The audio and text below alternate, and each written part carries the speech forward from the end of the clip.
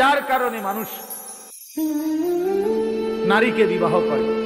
কেউ বংশগরিমা দেখে, কেউ অর্থ সম্পদ দেখে, কেউ চেহারা সুরত সৌন্দর্য দেখে, কেউ দিনদারি দেখে।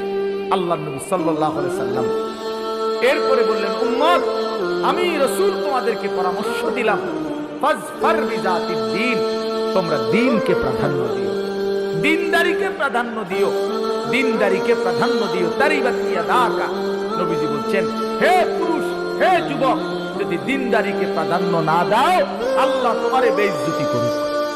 নবী বদদুয়া দিয়েছেন।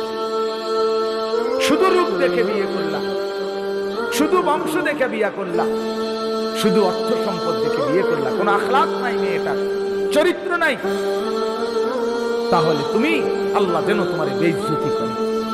নবী যাকে বদদুয়া দিল, সে সুখ পাবে কোথায়? সে ইজ্জত পাবে কোথায়?